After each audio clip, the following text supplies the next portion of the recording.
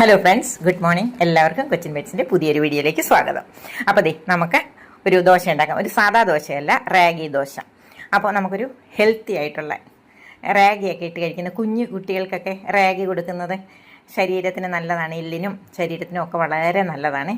അപ്പം നമുക്ക് നല്ല ഹെൽത്തി ആയിട്ടുള്ളൊരു ദോശ ഉണ്ടാക്കാം. അതിന് വേണ്ടിയിട്ട് ഞാനിവിടെ പച്ചരി 1 കപ്പ്, അരക്കപ്പ് ഉഴുന്ന്, അരക്കപ്പിലും കുറച്ച് താഴെ റാഗി ഇടുമ്പോൾ ശ്രദ്ധിക്കണം. കാരണം അതിൽ മണ്ണൊന്നും ഇല്ലാതെ നമ്മളൊന്ന് നോക്കി വൃത്തിയാക്കി എടുത്തിട്ട് വേണം അതിട്ട് കൊടുക്കാനായിട്ട്.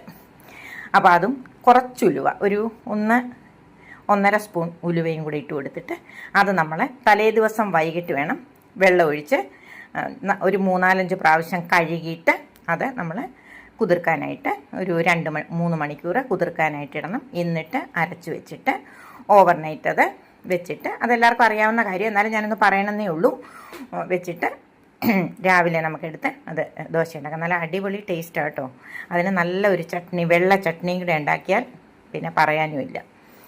അപ്പോൾ അത് ഒരു 4-5 പ്രാവശ്യം കഴുകിയിട്ട് നമുക്ക് കുതിർക്കാനായിട്ട് വെച്ചിട്ട് ഞാൻ അരച്ചെടുത്തിട്ടുണ്ട്. ഇത് രാവിലെ നല്ലവണ്ണം പൊന്തി വന്നിട്ടുണ്ട്. നിങ്ങൾക്ക് മാവ് കാണുമ്പോൾ അറിയാമല്ലോ. നല്ല നൈസ് ദോശ ഉണ്ടാക്കി എടുക്കുകയാണെങ്കിൽ നല്ല ടേസ്റ്റുമാണ്, എന്നാൽ നമുക്ക് നമ്മുടെ ശരീരത്തിന് വളരെ നല്ലതുമാണ്. അപ്പോൾ എല്ലാവരും ട്രൈ ചെയ്ത് നോക്കിയിട്ട് ഇഷ്ടപ്പെട്ടോ എന്നൊക്കെ കമൻസിലൂടെ എന്നോട് പറയണം കേട്ടോ.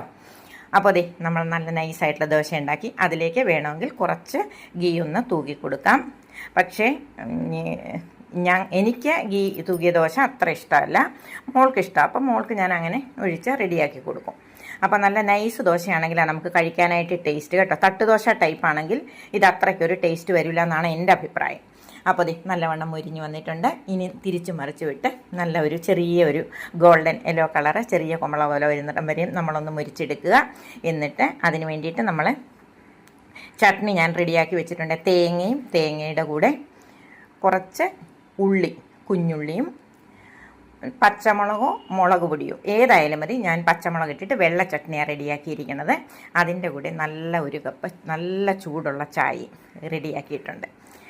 വെള്ള ചട്നി ഉണ്ടോ? എനിക്ക് ചുമന്ന ചട്നിയേക്കാൾ ഇഷ്ടം വെള്ള ചട്നിയാണ്. ചുമന്ന ചട്നി ഇഷ്ടമാണെങ്കിൽ മുളക് പൊടി ചേർത്താൽ മതി, ഇല്ലെങ്കിൽ തേങ്ങയിൽ ടൊമാറ്റോ ചേർത്താലും മതി. അപ്പോൾ എല്ലാവരും ട്രൈ ചെയ്ത് നോക്കിയിട്ട് അഭിപ്രായങ്ങൾ കമൻസിലൂടെ പറയുമല്ലോ. നമുക്ക് അടുത്ത നല്ലൊരു വീഡിയോയുമായിട്ട്